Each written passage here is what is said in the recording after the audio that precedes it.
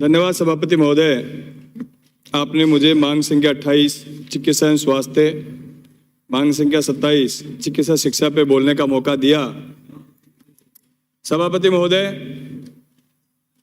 आज एक महत्वपूर्ण विषय पे हम लोग चर्चा करने जा रहे हैं।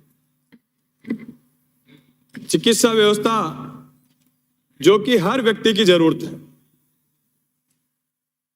गरीब हो, अमीर हो, महिला हो, पुरुष हो, सबको चिकित्सा व्यवस्था की आवश्यकता है। और जिस प्रदेश में, जिस देश में चिकित्सा व्यवस्था शानदार है, उससे अच्छी बेहतर व्यवस्था कोई हो नहीं सकती। सबसे पहले सभापति महोदय, मैं बताना चाहता हूं आपको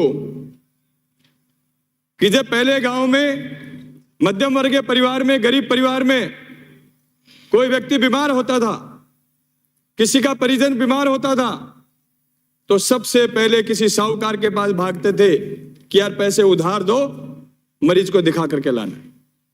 मैं धन्यवाद देना चाहूंगा हमारी सरकार को, माननीय मुख्यमंत्री महोदय को, कि 2008 से 13 के बीच में जब कांग्रेस पार्टी की सरकार थी, पूरे देश में पहली बार 2011 में, अक्टूबर 2011 में महात्मा गांधी की जयंती के दिन 2 अक्टूबर को मुख्यमंत्री निःशुल्क दवा योजना राजस्थान में लागू की गई। धीरे धीरे उस योजना का दायरा बढ़ाया, उसमें दवाइयों की संख्या बढ़ाई, फिर जांचें निःशुल्क करी, और इस बार तो इन सब चीजों से आगे बढ़ते हुए हमारी सरकार ने ऐसा महत्वपूर्ण निर्णय लिया कि पूरे देश में उस निर्णय की चर्चा है। पहले 10 लाख रुपए तक का इलाज फ्री किया, अब उसको बढ़ाते हुए इसी बजट में 25 लाख रुपए तक का इलाज मुख्यमंत्री चिरंजीवी योजना में निःशुल्क करने का काम किया। यह कोई छोटा मोटा निर्णय नहीं है सभापति महोदय। एक आम आदमी के लिए, गरीब आदमी के लिए, साधारण परिवार के लिए अगर उसकी बीमारी में 1 लाख, 2 लाख, 5 लाख रुपए का सहारा मिलता है, वो 2 रुपए सैकड़े में कहीं से 82 रुपए उठा के लाता है, उससे बचता है, वो हमारी पार्टी को दुआएं देते हुए घर पे जाता है। सभापति महोदय, जांचों की जो स्थितियां थी, हॉस्पिटल के बाहर दुनिया भर के प्राइवेट लैब होते थे, लूट बाजारी मचाई होती थी, छोटी छोटी जांचों के हजारों रुपए लगते थे। मैं ग्रामीण परिवेश का आदमी हूं, गांव में रहता हूं, देखते थे जब जयपुर मरीज आता था तो हर जांच के कोई 5,000 रुपए, कोई 10,000 रुपए, कोई 1,000 रुपए, और वो रोता हुआ मरीज वापस घर पे जाता था। लेकिन सभी जांचों को निःशुल्क करने का काम भी हमारी सरकार ने किया। इससे अच्छा महत्वपूर्ण निर्णय कोई हो नहीं सकता। ये बात सही है कि पक्ष और विपक्ष, निश्चित रूप से विपक्ष का काम हर काम में कमियां निकालना है। अरे राजनीति में, लोकतंत्र में शुद्ध प्रतिस्पर्धा होनी भी चाहिए कि जिस सिस्टम में कमी हो, विपक्ष का अधिकार भी बनता है, उनका फर्ज भी बनता है कि उन कमियों को जरूर बताने का काम है, और सरकार का यह फर्ज बनता है कि उन कमियों को ठीक करने का काम है। यही शुद्ध लोकतंत्र है इस देश में। सभापति महोदय, निश्चित रूप से हम एक घर भी बनाते हैं, उसको भी सही तरीके से पूरा करने में 5 से 10 साल का समय लगता है। कभी कोई चीज की कमी रह जाती है, कभी किसी चीज की। लेकिन हम सब लोगों को मिलकर के एक उद्देश्य जीवन में होना चाहिए कि इस लोकतंत्र की जो असली परिभाषा है कि जनता का, जनता के लिए, जनता के द्वारा शासन, उसको हम लोग कैसे लागू करें, आम आदमी को, गरीब आदमी को किस तरीके से ज्यादा से ज्यादा रिलीफ देने का काम करें।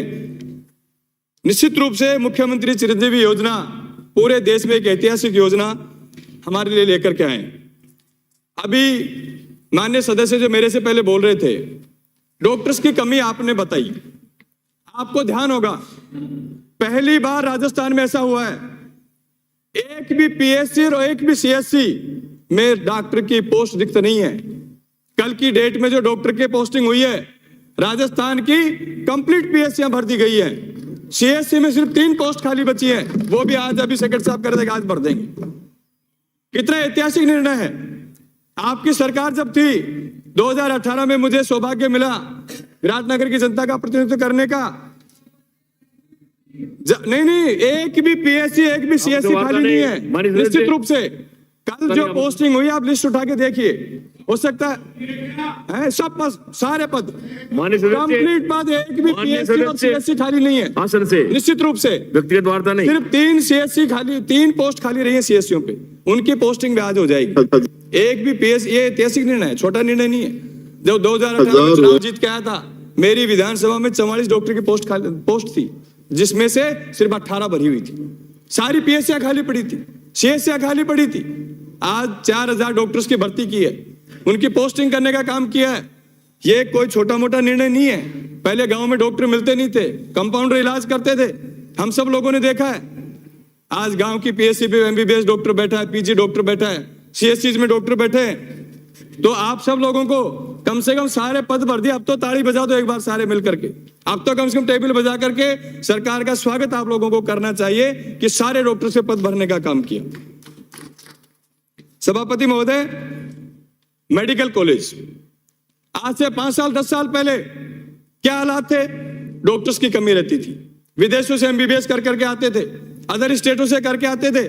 हमारी सरकार ने ऐतिहासिक निर्णय लिया कि जिला स्तर पे मेडिकल कॉलेज खोले। आज हमारे पास डॉक्टर्स की कमी नहीं है, पीजी डॉक्टर्स की भी कमी नहीं है। ये कोई छोटा निर्णय नहीं है सभापति महोदय, कितना शानदार काम हमारी सरकार ने किया। सभापति महोदय, मैं मांग करूंगा आपके माध्यम से कि जो जिला स्तरीय अस्पताल है, अभी डॉक्टर्स की और भी आवश्यकता हम लोगों को होनी है। जिला स्तरीय हॉस्पिटल हैं जो 300 बेडेड हैं, जो मेडिकल कॉलेज के नॉर्म्स पूरे करते हैं, जिलों के अलावा वहां भी मेडिकल कॉलेज खोलने चाहिए।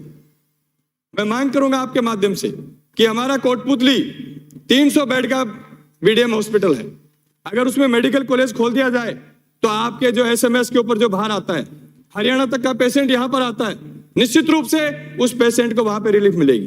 क्योंकि सरकार की मनसा है कि एसएमएस की ब्रांच आसपास के 50 किलोमीटर 100 किलोमीटर के एरिया में हम लोग खोलें ताकि एसएमएस के ऊपर भार कम रहे। तो मैं मांग करूंगा आपके माध्यम से, आप अचरोल में जगह देख रहे हैं, जेडी एरिया में देख रहे हैं, अचरोल में और जयपुर में क्या फर्क है? क्यों नहीं आप इसको 100 किलोमीटर दूर कोटपुली के आसपास खोलें ताकि आपके कम से कम आसपास के 3-4 जिलों को उसका फायदा मिले। सभापति महोदय, मेरे विधानसभा क्षेत्र में आप भी पड़ोसी जिले के हो, हमारे पद्मश्री से अवार्डेड महाराज नारायणदास जी महाराज का स्थान है त्रिवेणी धाम। मेरे पास साहिवाड़ पंचायत पड़ती है। मैंने लगातार पिछले 1 महीने से इस बात की बजट में भी प्रयास कर रहा हूं कि महाराज श्री का बहुत बड़ा आशीर्वाद हम सब लोगों पे रहता है, पूरे इलाके पे रहता है। जयपुर की संस्कृत यूनिवर्सिटी हो, हमारे चिमनपुरा कॉलेज हो, सब हमारे महाराज श्री की देन है। उनके ग्राम पंचायत में हजारों साधु मंदिर में रहते हैं। उस पीएससी को मैं सीएससी करने की मांग उस पीएससी को सीएससी किया जाए ताकि 24 घंटे बाद डॉक्टर्स उपलब्ध रहे। साधु संत हजारों की संख्या में वहां पे रहते हैं, यात्री भी हजारों की संख्या में वहां पे आते हैं। निश्चित रूप से बहुत बड़ा लाभ मिलेगा। सभापति महोदय, मेरे विधानसभा क्षेत्र की ग्राम पंचायत मंडा, पालड़ी व बड़ोदिया में मैं पीएससी खोलने की मांग करता हूं। सभापति महोदय, अभी मुख्यमंत्री चिरंजीवी योजना में 10 लाख रुपए तक का बीमा हमारी सरकार ने निःशुल्क किया है, लेकिन इसमें कमी रही है, उसको हमें ठीक करने की आवश्यकता है। हमने उसमें एक लाइन जोड़ दी, दुर्घटना बीमा। सभापति महोदय, पहले बीपीएल परिवार के मुखिया की डेथ के ऊपर 75,000 रुपए उस मुखिया के उस परिवार को दिए जाते थे, क्योंकि बीपीएल परिवार के हालात कोई अच्छे नहीं है। तो अगर ये एक लाइन उसमें जोड़ दी जाए कि मुख्यमंत्री चिरंजीवी योजना में जो परिवार बीपीएल परिवार में शामिल है और उसके मुखिया की डेथ होती है, तो निश्चित रूप से उसको भी बीमा का लाभ मिलना चाहिए ताकि उन गरीब परिवारों को आने वाले समय में संबल मिलने का काम हो सके। सभापति महोदय, इसी बजट में माननीय मुख्यमंत्री महोदय ने ईडब्ल्यूएस परिवारों को भी चिरंजीवी योजना का लाभ निःशुल्क दिया जाना प्रस्तावित किया है कि ईडब्ल्यूएस के सभी परिवारों को मुख्यमंत्री चिरंजीवी योजना को निःशुल्क लाभ मिलेगा। सभापति महोदय, मैं मांग करूंगा आपके माध्यम से कि जब ईडब्ल्यूएस को आप दे रहे हो, मुख्यमंत्री चिरंजीवी योजना में शामिल कर रहे हो, अच्छी बात है, करना चाहिए कि गरीब श्रवण को भी उसका हक मिलना चाहिए। तो मैं मांग करूंगा आपके माध्यम से कि एमबीसी वर्ग को भी उसके में जोड़ा जाए। एमबीसी एक बड़ा समुदाय राजस्थान में है, गरीब तबके के लोग हैं, किसान परिवार हैं, मजदूर परिवार हैं, उनको भी मुख्यमंत्री चिरंजीवी योजना में निःशुल्क रूप से उनमें शामिल किया जाए। सभापति महोदय, निश्चित रूप से एक ऐतिहासिक निर्णय होगा, क्योंकि बहुत बड़ा समाज है, बहुत बड़ा वर्ग है, पूरे राजस्थान के कोने कोने में फैला हुआ है। उनको भी अगर इसमें शामिल किया जाए तो सब एमबीसी वर्ग के लोग सरकार के प्रति आभारी भी रहेंगे, क्योंकि निश्चित रूप से हम सब लोगों की जिम्मेदारी बनती है कि गांव के गरीब के तबके को, लोगों को ज्यादा से ज्यादा इस योजना में हम लोग जोड़ें।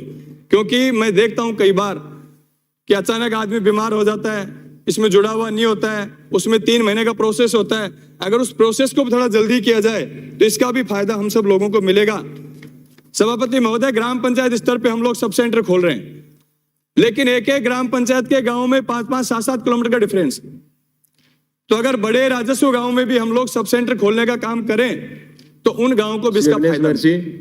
तो सभापति महोदय, आपने मुझे बोलने का मौका दिया, इसके लिए धन्यवाद।